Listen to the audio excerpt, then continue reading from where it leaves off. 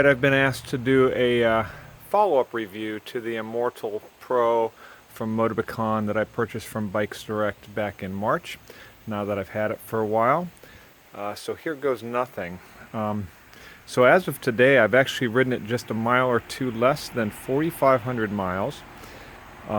It's held up very well, normal maintenance items, but I have modified it some from out of the box. I replaced the original 6-degree stem that came with it with a 17-degree stem to give me a little bit more of an aggressive posture. I actually cut down the top tube, or the steer tube, and reduced the number of spacers to get that as low as possible and give it a little bit more of an aesthetic.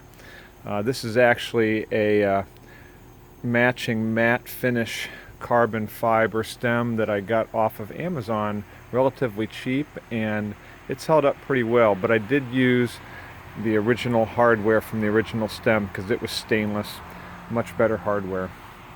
I put a carbon fiber seat post on, again off of Amazon, fairly cheap but very adjustable, and I put my own pedals. These are classic look Delta pedals because I didn't want to change my cleats. The stock Ultra Sport Continental tires that came with the bike held up very well. I rotated them at 2,000 miles because, as normal, the back tire was wearing faster than the front tire. And then at about 3,500 miles, I went ahead and replaced them with another set of Ultra Sports. I was pleasantly surprised with the Continentals. I have not had good luck with them in the past, but I've never bought this model. Previously, I've ridden pretty much for the last 5 years Vittoria Rubino Pros, which have always given me really good mileage. These gave me similar mileage, between 3,500 and 4,000 miles. I probably could have gotten another 500 out of them. I will say that these DT Swiss rims combined with the pretty stiff bead on these Continental Ultra Sports makes for a very painful tire change. Be prepared to come out with some sore hands when you're done, because they are very tight to get around the wheels. The chain stretch, I don't really hammer this bike a lot. I'm an endurance rider, probably average 18.5 to 19.5 miles an hour on long rides.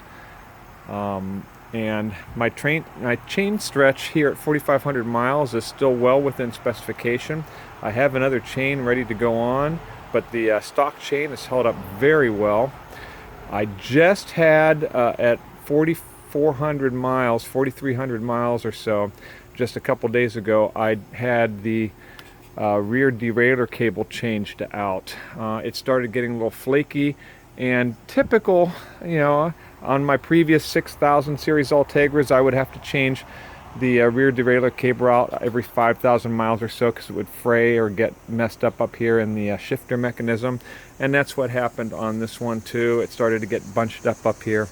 So I got that changed out, and it's shifting very smoothly again, with just a little bit of an adjustment as the chain stretched back here a little bit.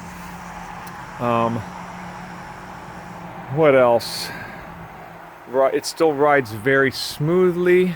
No issues. I highly recommend this. I do know that Bikes Direct right now, along with most local bike shops, are really running low on product. When I bought this in mid to late March, after I got hit by a car on my other bike, they had pretty much everything in stock.